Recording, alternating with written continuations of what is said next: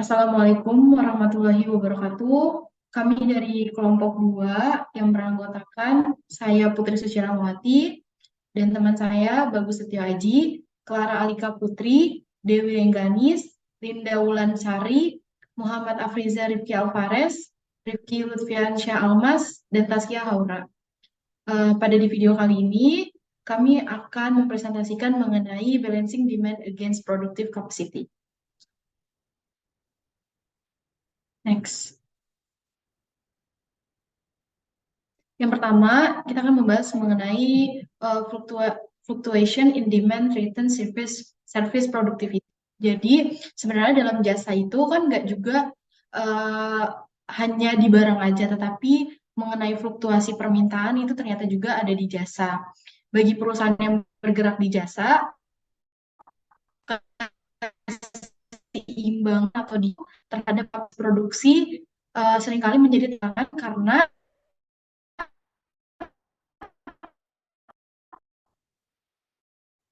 sibuk dijual di kemudian hari. Contoh penginapan juga sering kali dihadapin sama yang namanya fluktuasi permintaan yang cepat.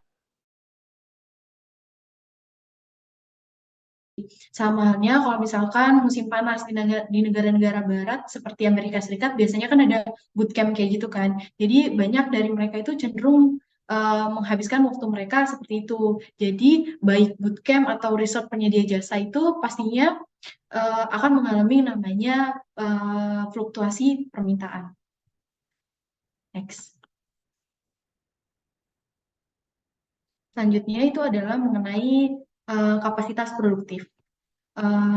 Kapasitas produktif itu adalah sejauh mana sih fasilitas, peralatan, tenaga kerja, infrastruktur, dan aset lainnya itu tersedia bagi perusahaan tertentu untuk menghasilkan output bagi pelanggan. Tujuan dari penggunaan sumber daya kayak misalkan stafnya, terus tenaga kerja, terus bisa juga peralatan atau fasilitas, itu tujuannya itu adalah di saat bersamaan produktivitasnya atau kinerja itu nggak bisa mengurangi gitu. Jadi eh, walaupun adanya fluktuasi permintaan, kualitas itu nggak akan yang namanya mengalami penurunan. Itu yang disebut dengan kapasitas produktif. Kemudian ada juga namanya kapasitas maksimum, yaitu batas maksimum kemampuan perusahaan untuk memenuhi permintaan pelanggan pada waktu tertentu. Terus ada juga yang namanya kapasitas optimum, yaitu titik di mana segala upaya perusahaan untuk melayani tambahan pelanggan atas adanya akibat persepsi mengenai kemerosotan kualitas jasa. Next.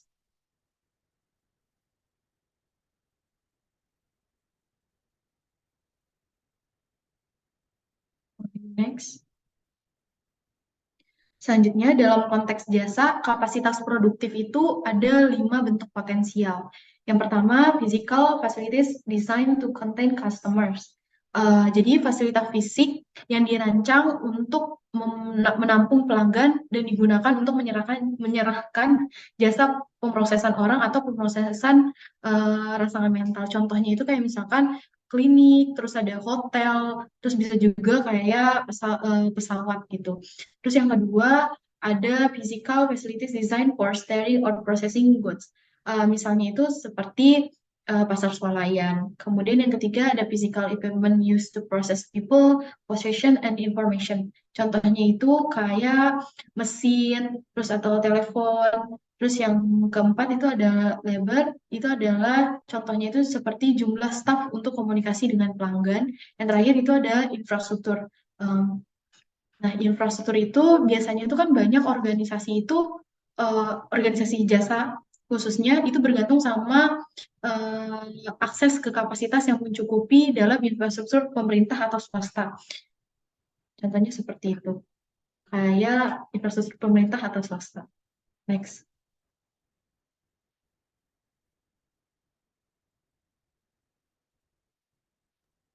Selanjutnya itu ada from excess demand to excess capacity. Dapat kita lihat di sini ada 4 kondisi yang dimana berpotensi dalam layanan kapasitas tetap. Yang pertama itu ada excess demand yang itu tentang terlalu banyak permintaan relatif terhadap kapasitas maksimum. Yang kedua itu ada demand size desired capacity, yaitu batas atas kemampuan perusahaan untuk memenuhi permintaan pada waktu tertentu. Yang ketiga itu ada optimum capacity, yaitu titik di mana kualitas sebuah layanan itu menurun karena lebih banyak pelanggan yang dilayani daripada pelayannya. Yang keempat itu ada excess capacity, yaitu terlalu banyak kapasitas relatif terhadap permintaan pada waktu tertentu sehingga pelanggan meragukan kelayakan dari perusahaan tersebut. Dan itu ada dua cara dasar untuk mengatasi permintaan. Yang pertama itu ada menyesuaikan tingkat kapasitas untuk memenuhi perubahan dalam permintaan. Yang kedua itu mengelola tingkat permintaan dalam menggunakan strategi pemasaran.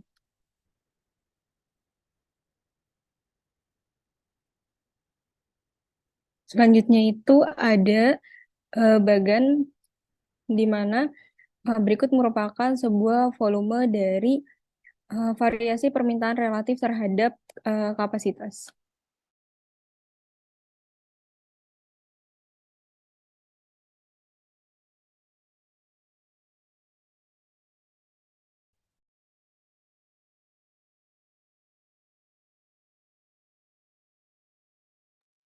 Selanjutnya adalah managing capacity. Eh, di dalam managing capacity, saya membaginya ke dalam tiga bagian pengertian. Yang pertama ada dalam operasional. Managing capacity dimaksudkan dengan memasukkan input yang tersedia untuk menghasilkan output yang maksimal dalam periode waktu yang sama. Kalau dalam organisasi, managing capacity itu bermaksud dengan kemampuan dari sistem yang diberikan untuk menghasilkan output dalam waktu tertentu. Kalau selanjutnya secara umum pengertian managing capacity disebut sebagai kapasitas produksi maksimum yang dapat dicapai dalam jadwal kerja normal. Next.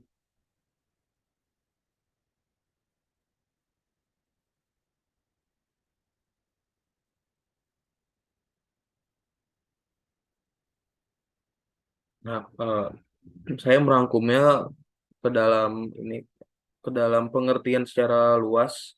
Managing capacity adalah sebuah infrastruktur yang disediakan pada waktu yang tepat, volume yang tepat, dengan harga yang tepat, dan memastikan bahwa infrastruktur digunakan dalam cara yang paling efisien. Sebuah organisasi yang memiliki tingkat keefisienan yang tinggi dalam managing capacity memungkinkan lebih banyak orang yang dilayani pada tingkat kapasitas yang sama. Next.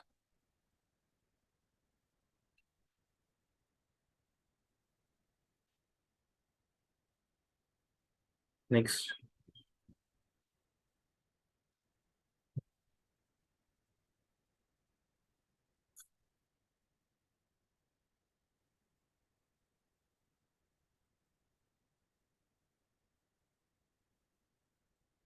Selanjutnya itu ada eh, sebelum sebuah perusahaan melakukan managing capacity, biasanya sebuah organisasi atau perusahaan membuat perencanaan untuk mengatur kapasitasnya. Nah, disebut capacity planning. Perencanaan kapasitas sangat penting untuk menentukan pemanfaatan sumber daya secara optimal dan memegang peran dalam proses pengambilan keputusan seperti untuk perpanjangan operasi yang ada, modifikasi lini produk yang ada, menekan biaya seminimal mungkin, memulai produk baru dan lain-lain. Nah, dan dengan perencanaan kapasitas yang strategis, sebuah perusahaan bisa menentukan kebutuhannya di masa depan, membuat biaya operasional seminimal mungkin dan perusahaan tetap kompetitif dan mencapai rencana pertumbuhan dalam jangka yang panjang. Next.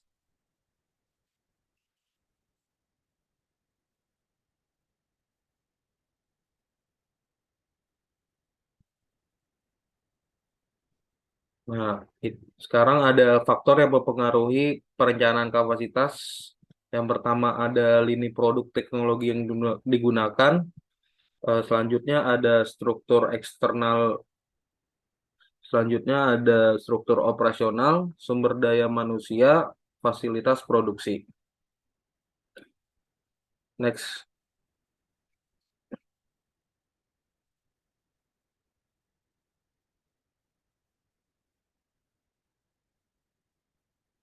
Nah, Kalau misalnya sebuah perusahaan sudah melakukan perencanaan secara strategis, eh, ini ada kriteria yang harus dilakukan oleh perusahaan agar mencapai kapasitas yang efisien.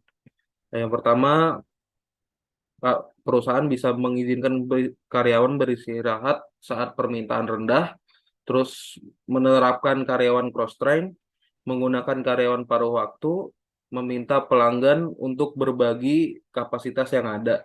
Terus perusahaan juga bisa menetapkan pelayanan self-service untuk konsumen. Terus ciptakan kapasitas yang fleksibel, dan yang terakhir bisa menggunakan fasilitas dan peralatan dengan cara sharing atau berbagi. Next.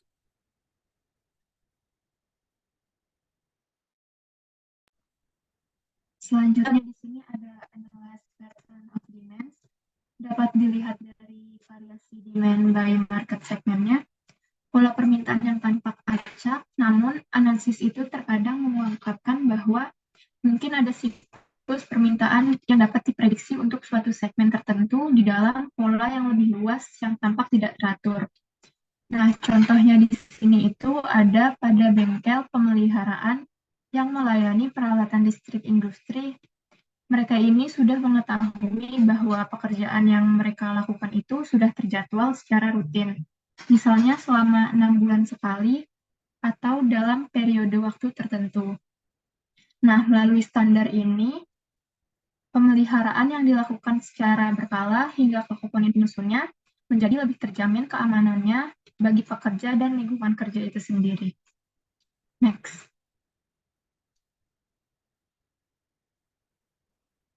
Selanjutnya itu ada understanding pattern of demands.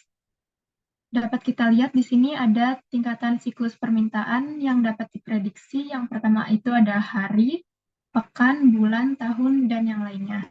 Nah, penyebabnya itu ada dari pekerjaan, penagihan atau pembayaran yang biasanya dilakukan sebulan sekali atau setahun sekali. Lalu ada PD, jam sekolah atau libur, perubahan iklim musiman, hari libur umum atau keagamaan, dan yang terakhir ada siklus alami seperti pasang surut pantai. Next.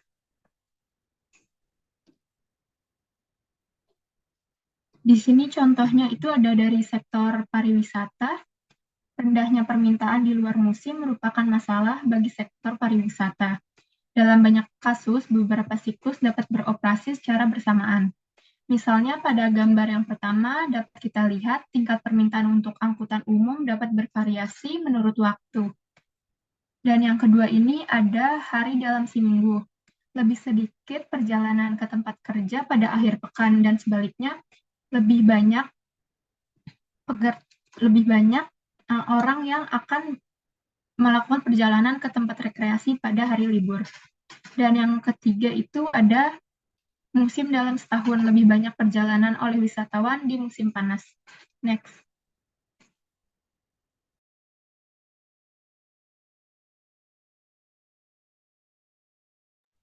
Selanjutnya ada managing demand. Managing demand itu atau mengelola permintaan sangat penting untuk perusahaan karena perusahaan bisa memahami pola permintaan dari segmen yang pasar yang berbeda. Terus ada 5 cara dasar untuk mengelola permintaan. Yang pertama itu ada take no action and leave demand to find its own level. Jadi di sini itu perusahaan tidak melakukan hal apapun dan membiarkan customer-nya untuk menemukan levelnya sendiri serta membiarkan customer untuk menyelesaikan permasalahannya. Yang kedua itu ada reduce demand in peak periods. Jadi untuk mengurangi permintaan saat periode puncak itu, maka perusahaan harus menaikkan harga serta berkomunikasi untuk mendorong penggunaan pada slot waktu lainnya. Yang ketiga itu ada increase demand in low periods.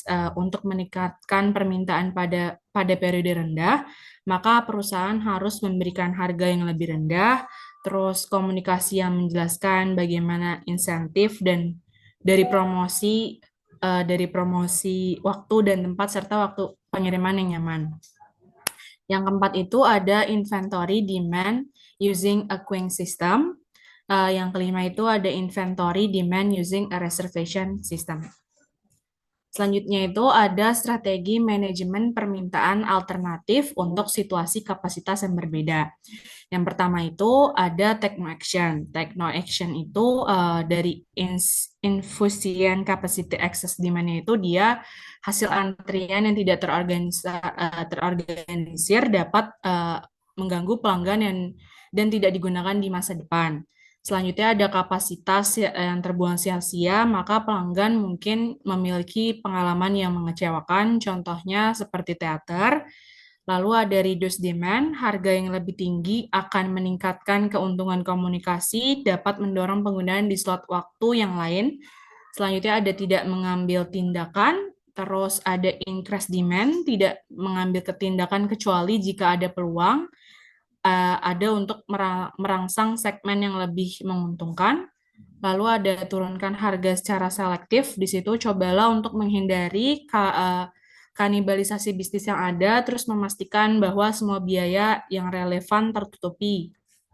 Lanjut ada inventory demand by reservation system, itu pertimbangan sistem prioritas untuk segmen yang paling diminati, buatlah pelanggan lain bergeser ke periode lain. Lalu ada klarifikasi bahwa ruang tersedia dan tidak ada pemesanan diperlukan. Selanjutnya ada inventory demand by formalist queuing, itu pertimbangan overriding untuk segmen yang paling diinginkan. Segmen yang paling diinginkan itu usahakan agar pelanggan yang sedang menunggu tetap sibuk dan nyaman, mencoba memprediksi masa tunggu secara akurat serta tidak berlaku. Next.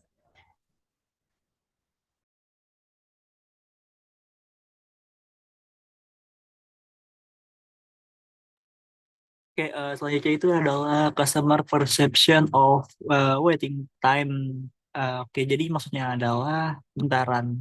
Ntar dulu, sebelumnya dulu. Oke, jadi maksudnya adalah penelitian itu menunjukkan bahwa orang itu sering berpikir bahwa mereka itu terlalu banyak menunggu untuk menggunakan suatu layanan daripada waktu mereka untuk menggunakan suatu layanan gitu. Kemudian terdapat juga studi mengenai penggunaan transportasi umum yang menunjukkan bahwa para turis atau wisatawan itu merasa waktu yang dihabiskan untuk menunggu bis ataupun kereta itu tuh lebih lama 1 sampai 7 kali daripada mereka itu menggunakan kendaraan pribadi gitu. Nah, dengan banyaknya waktu yang dihabiskan untuk menunggu ini membuat mereka itu tuh menjadi tidak produktif dan juga membuat ketidakpuasan itu hadir dalam pikiran mereka gitu. Nah, dalam mengatasi ini, boleh di next.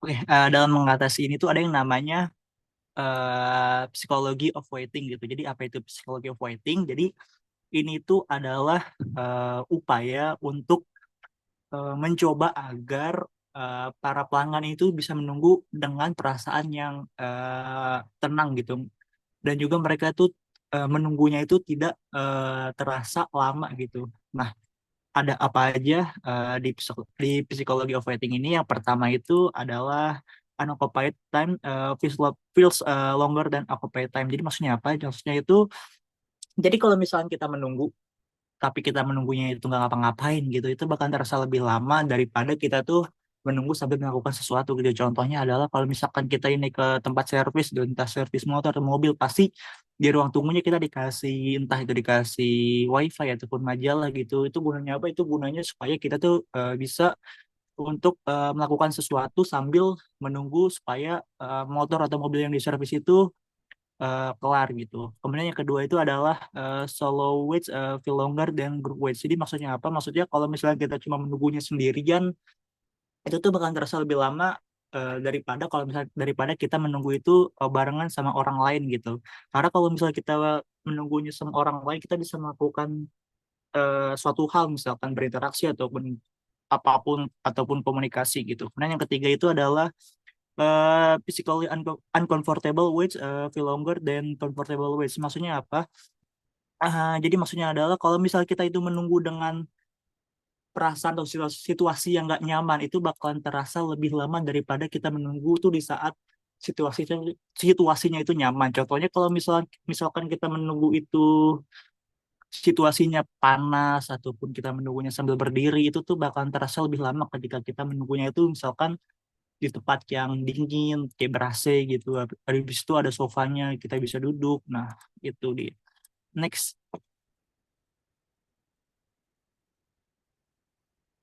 Oke, yang keempat itu adalah pre and post pre and post process works feel longer than in process works. Jadi maksudnya apa? Maksudnya kalau misalnya kita pengen to do fun, kita pengen naik wahana. Jadi dalam poin 4 ini kalau misalkan kita ini menunggu buat masuk ke Dufanya itu bakalan terasa lebih lama daripada kita menunggu untuk naik wahananya gitu.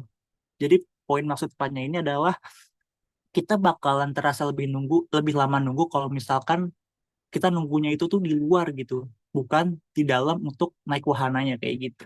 Itu yang kelima itu adalah unexplained waits are longer than explained waits. Jadi maksudnya apa yang kelima ini? Maksudnya adalah kalau misalnya kita nunggu untuk suatu hal yang nggak bisa dijelasin, misalkan kita naik lift, kemudian liftnya itu tiba-tiba berhenti, kan kita nggak tahu nih liftnya itu berhenti kenapa gitu. Nah, proses kita menunggu untuk liftnya itu bisa dibenerin lagi atau proses menunggu untuk kita itu bisa diselamatin dari lift itu bakal terasa lebih lama daripada kita tuh menunggu untuk suatu hal yang kita tuh udah tahu nih ini kita nunggu untuk apa gitu. Itu dia yang kelima ini. Kemudian yang keenam ini adalah unfamiliar words seem longer than familiar ones. Jadi maksudnya apa yang keenam ini, sorry.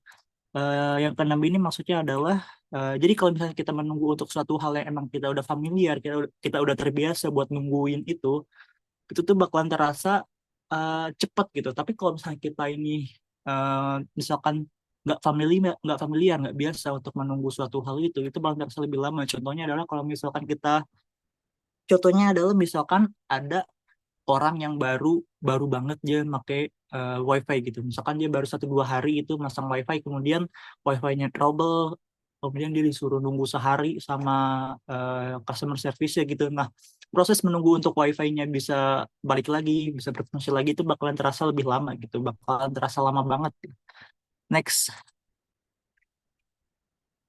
Oke, selanjutnya yang ketujuh itu adalah uncertain which are longer than known which. Jadi maksudnya apa? Maksudnya kalau misalkan kita itu menunggu untuk suatu hal yang nggak pasti gitu, yang nggak kita ketahui itu bakalan terasa lebih lama waktu nunggunya daripada kita tuh menunggu untuk hal yang pasti. Misalkan kalau misalkan kita mau makan di suatu tempat gitu dan kita disuruh nunggu, tapi kita nggak dikasih kepastian nih nunggunya berapa menit. Nah, waktu kita untuk menunggu itu bakalan terasa lebih lama meskipun kita menunggunya cuma 15 menit daripada kita itu nunggu tapi emang udah dikasih kepastian gitu berapa menit kita menunggu kayak gitu. Itu yang terakhir yang ke-8 itu adalah yang ke-8 itu adalah unfair wage are longer than fair wage. Jadi maksudnya apa? Jadi maksudnya itu ini lebih ke dalam kita tuh nunggu di dalam sebuah antrian gitu. Kalau misalkan antriannya itu berjalan dengan lancar, adil gitu. Maksudnya adil, nggak ada yang selak-selakan, nggak ada yang geluduan gitu. Bisa teratur antrinya. Nah, kita tuh bakalan menunggunya itu terasa lebih cepat daripada kalau misalnya kita nunggu itu. Kalau misalkan selak-selakan nih, dulu ada selak-selakan duluan gitu, itu kita nunggunya bakal terasa lebih lama. Kenapa ya? Karena ya pada nggak teratur gitu ngantrinya. Kita diselak ataupun kita diduluin kayak gitu. Nah, kemudian yang ke-9 itu adalah anxiety max wait seem longer. Jadi kalau misalnya kita menunggu untuk suatu hal, tapi kita nunggunya sambil cemas, sambil khawatir gitu, itu kita bakalan nunggunya itu terasa lebih lama gitu. Nah, yang terakhir itu adalah the more valuable or important the service, the longer people will wait. Jadi kalau misalkan nih, eh, kita ini pengen ke dokter gitu, dokternya itu emang bagus banget, terpercaya gitu. Nah, tapi antriannya tuh banyak banget gitu. Antriannya misalkan ada 10 orang, jadi kita bisa nunggunya sampai berjam-jam gitu, 1 jam 2 jam kayak gitulah, karena servisnya kan lama dokternya. Nah, kita bakalan tetap menunggu. Kenapa? Karena kita ini nggak butuhin banget servisnya gitu. Servisnya itu tuh kita butuhin banget. Jadi mau kita nunggunya dalam waktu berapa jam, berapa menit gitu, kita tuh bakal tetap menunggu. Kenapa? Karena emang kita tuh butuh banget sama servisnya gitu. Jadi itu yang terakhir, the more valuable or important the service, the longer people will wait. Oke, next. Boleh di next.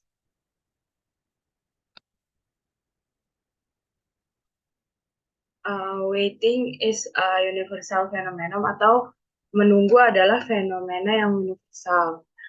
Tidak ada orang yang suka dibuat untuk menunggu. Namun menunggu proses pelayanan adalah sesuatu yang terjadi di mana-mana. Rata-rata orang mungkin menghabiskan setengah jam per hari untuk mengantri, yang berarti 20 bulan menunggu dalam 80 tahun seumur hidup. Benda fisik dan benda mati juga menunggu untuk diproses. Email pelanggan disimpan di kotak masuk staf layanan pelanggan, peralatan menunggu untuk diperbaiki, dan cek menunggu untuk dibersihkan di bank. Dalam setiap contoh, pelanggan mungkin sedang menunggu hasil dari pekerjaan itu. Boleh di next.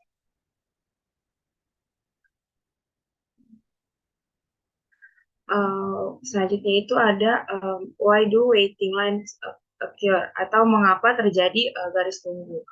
Yang pertama itu karena jumlah kedatangan di suatu fasilitas melebihi kapasitas sistem untuk memprosesnya pada titik tertentu dalam proses. Kemudian yang kedua, antrian pada dasarnya adalah gejala dari masalah manajemen kapasitas yang belum terselesaikan. Dan yang ketiga itu, tidak semua antrian berbentuk antrian fisik di satu lokasi. Ketika pelanggan berurusan dengan pemasok layanan jarak jauh seperti dalam layanan pemrosesan informasi, mereka dapat menggunakan telepon untuk mendapatkan layanan. Biasanya panggilan dijawab sesuai urutan yang diterima. Ini seringkali mengharuskan pelanggan untuk menunggu giliran dalam antrian virtual. Beberapa antrian fisik tersebar secara geografis. Wisatawan menunggu di berbagai lokasi untuk taksi. Boleh di next. Nah, selanjutnya itu ada managing waiting lines, atau mengelola garis tunggu. Masalah mengurangi waktu tunggu pelanggan sering membutuhkan multi cabang pendekatan, seperti yang terlihat oleh pendekatan yang diambil oleh Disney.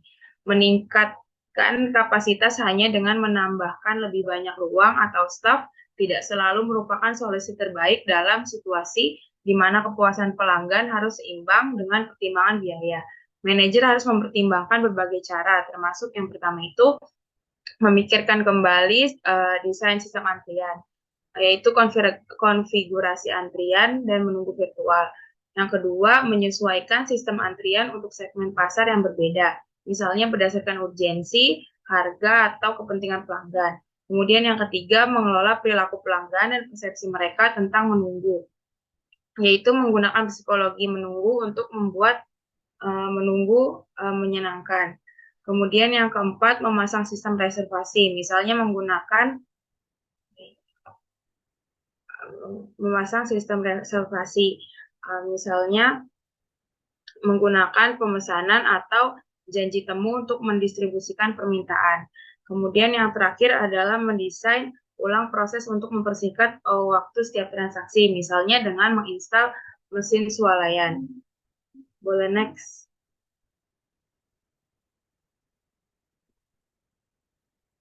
Selanjutnya itu ada different queue configuration, atau konfigurasi antrian yang berbeda. Ada berbagai macam antrian, dan tantangan bagi manajer adalah memilih antrian yang paling sesuai. Berikut adalah diagram dari beberapa jenis konfigurasi antrian. Yang pertama itu ada dalam satu baris tahap berurutan, yaitu pelanggan melewati beberapa operasi penyajian seperti di kafetaria. Namun beberapa tahapan mungkin membutuhkan waktu lebih lama untuk diproses daripada tahapan sebelumnya. Kemudian yang kedua itu ada parallel lines to multiple servers, atau jalur paralel ke beberapa server yang menawarkan lebih dari satu stasiun layanan. Hal ini memungkinkan pelanggan untuk memilih salah satu dari beberapa jalur untuk menunggu. Kemudian yang ketiga itu ada satu baris ke beberapa server, atau designated lines to designated server. Umumnya dikenal sebagai ular. Hal ini memecahkan masalah garis paralel ke beberapa server. Metode ini sering digunakan di kantor pos, bank, dan check-in bandara. Kemudian yang keempat itu ada garis yang ditunjuk. Hal ini melibatkan pengalokasian garis yang berbeda untuk kategori pelanggan tertentu. Contohnya jalur ekspres dan jalur reguler di kasir supermarket dan stasiun check-in yang berbeda untuk penumpang maskapai kelas 1, kelas bisnis, dan ekonomi. Kemudian yang kelima ada ambil nomor atau take a number, yaitu menghemat pelanggan yang perlu berdiri dalam antrian. Prosedur ini memungkinkan mereka untuk duduk bersantai atau menebak berapa lama menunggu dan pergi ke tempat lain untuk sementara. Yang terakhir ada daftar tunggu. Restoran sering memiliki daftar tunggu di mana orang meletakkan nama mereka dan mengantri. Boleh di next.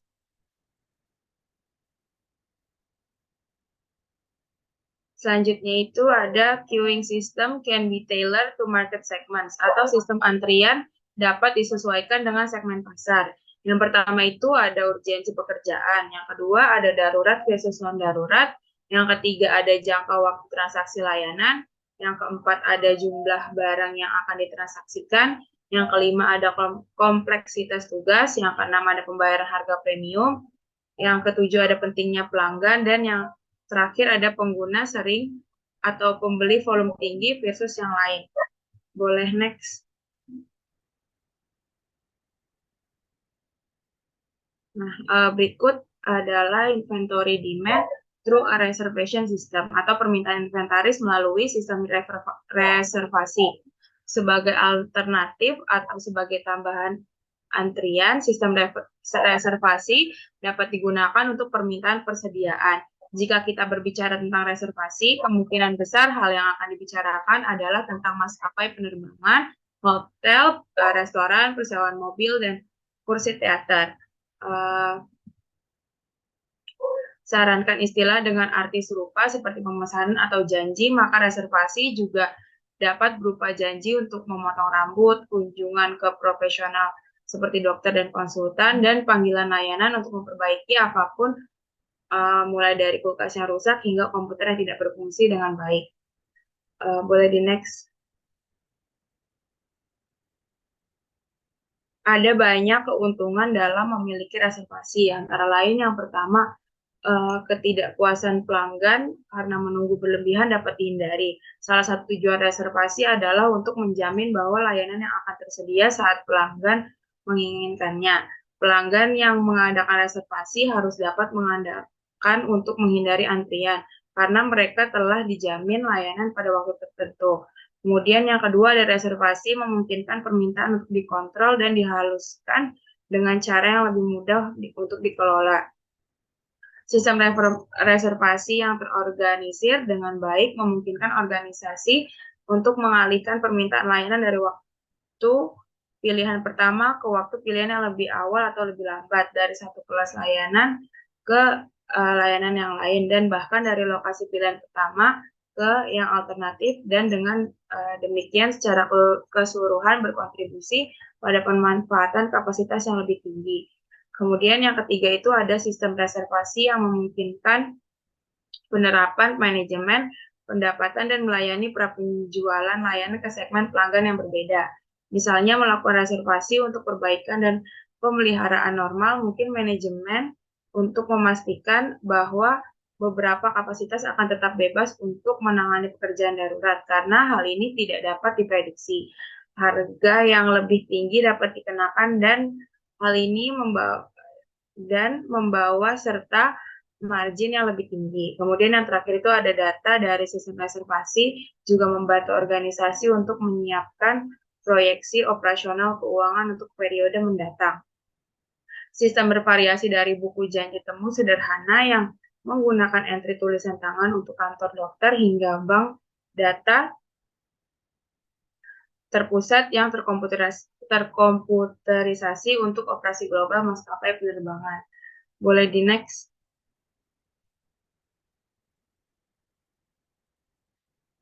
Selanjutnya itu ada ini ada karakteristik of well-designed reservation system, atau karakteristik sistem reservasi yang dirancang dengan baik.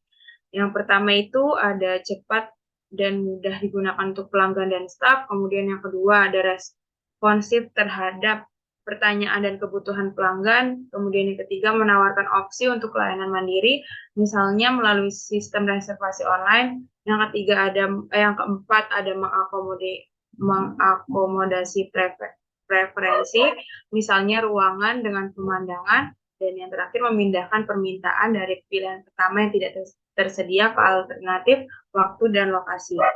Boleh di next.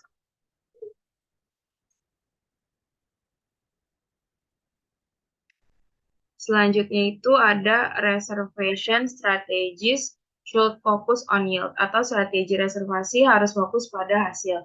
Semakin banyak perusahaan jasa melihat hasil mereka, yaitu pendapatan rata-rata yang diterima per unit kapasitas.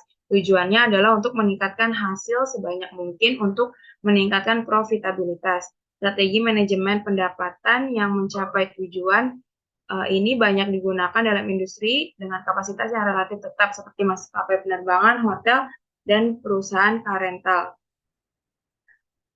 Yang pertama itu di sini ada analisis hasil membantu manajemen mengenali biaya peluang untuk mengalokasikan kapasitas ke satu pelanggan atau segmen ketika segmen lain mungkin menghasilkan tarif yang lebih tinggi di kemudian hari. Kemudian yang kedua, keputusan harus didasarkan pada informasi yang baik. Keputusan atas masalah perlu didasarkan pada informasi yang baik. Informasi yang baik harus didasarkan pada pencatatan rinci penggunaan masa lalu. Ini juga harus didukung oleh intelijen pasar saat ini dan pemasaran yang baik. Keputusan untuk menerima atau menolak bisnis harus didasarkan pada perkiraan peluang yang realistis mendapatkan bisnis dengan peringkat lebih tinggi dan kesadaran akan kebutuhan untuk menjaga hubungan pelanggan saat ini. Dan yang ketiga itu ketika perusahaan overbook untuk meningkatkan hasil.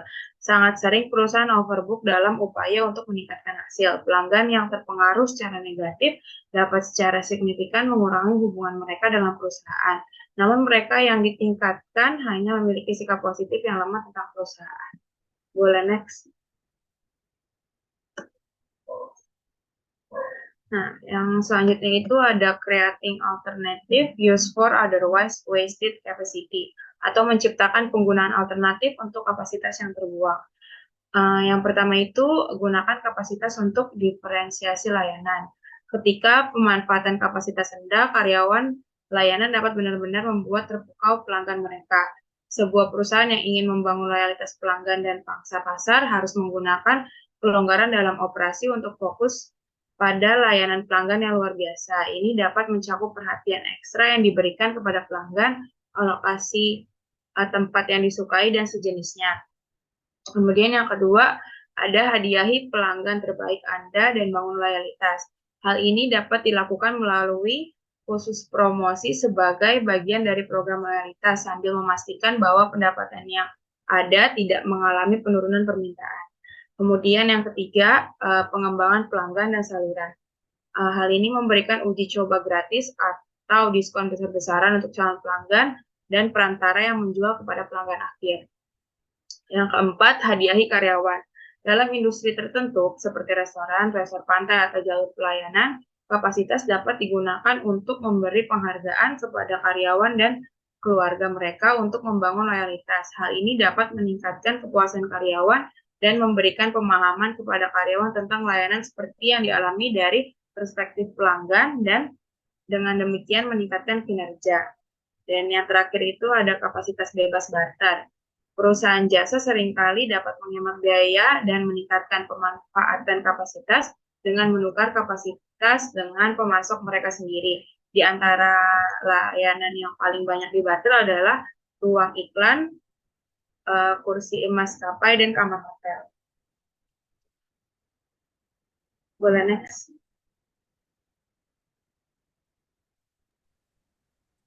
Selanjutnya adalah strategi pemasaran dapat mengubah beberapa pola permintaan.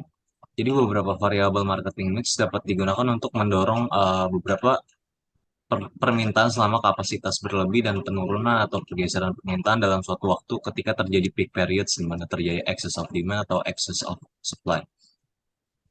Harga seringkali juga menjadi variabel utama yang digunakan untuk membawa permintaan dan penawaran ke dalam posisi yang balance. Namun distribusi produk dan komunikasi dapat digunakan untuk mengubah beberapa bentuk pola permintaan. Meskipun setiap elemen nanti akan dibahas secara terpisah, manajemen permintaan yang efektif sering membutuhkan setidaknya dua atau lebih elemen pada waktu yang bersama. Next, please.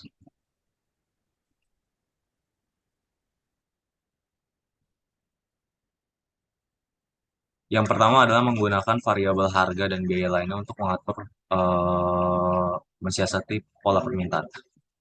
Salah satu secara langsung untuk mengurangi kelebihan permintaan adalah dalam suatu peak periods itu membebankan consumer itu dengan biaya charge yang lebih ketika menggunakan jasa selama peak period tersebut.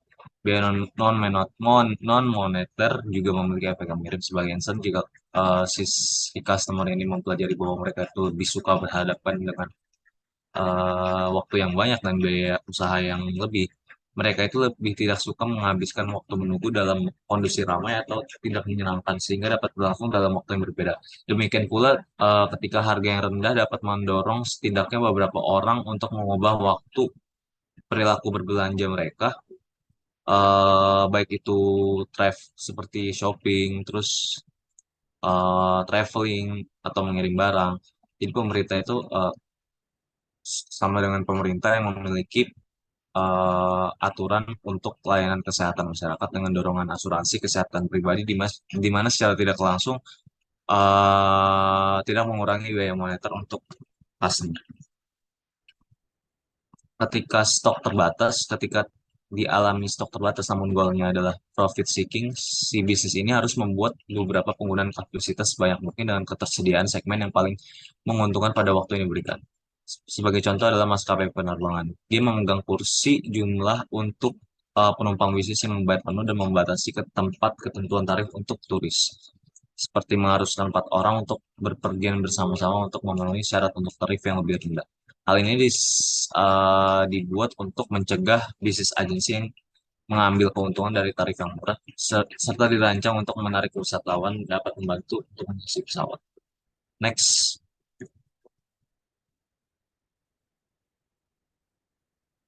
Yang kedua adalah mengubah elemen produk. Seringkali harga tidak menyeimbangkan demand dan supply sehingga harus dibuat sketsa manipulatif untuk sebagai contoh yang baik tentang bagaimana penawaran produk layanan diubah menjadi dorongan permintaan. Tidak ada potongan harga sebesar apapun yang kemungkinan akan mengembangkan bisnis di luar musim dan proporsi nilai yang baru ditargetkan di berbagai segmen yang diperlukan. Next.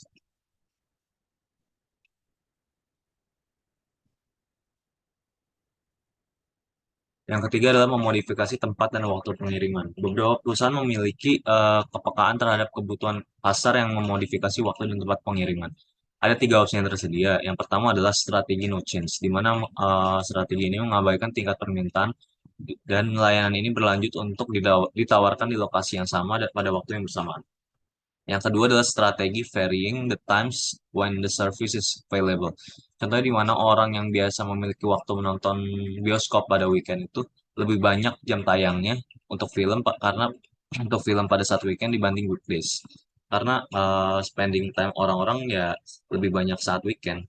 Weekdays mereka lebih menghabiskan waktu untuk ya. Demikian pula retailers yang retail wholesaler yang membuka toko lebih lama pada Jumat atau Sabtu atau Minggu di mana banyak juga yang berbelanja grosir pada hari tersebut. Yang ketiga adalah strategi offering the service to customer at new location. Seperti contohnya itu menyediakan jasa on-site service. Ini akan membantu mengurangi jumlah orang yang mengunjungi lokasi tersebut atau existing site. Contohnya dibanding mencuci di luar di car wash, perusahaan dapat melakukan layanan jasa cuci keliling. Next.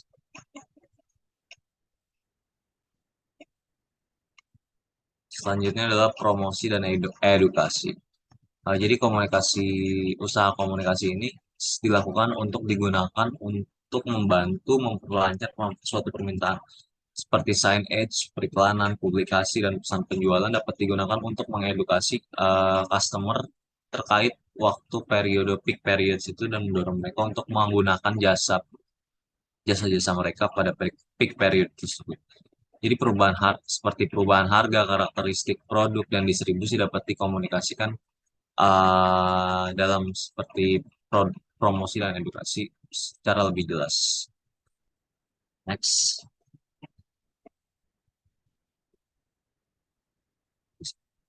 Sekian dari presentasi kelompok kami. Kurang lebih mohon maaf. Assalamualaikum warahmatullahi wabarakatuh.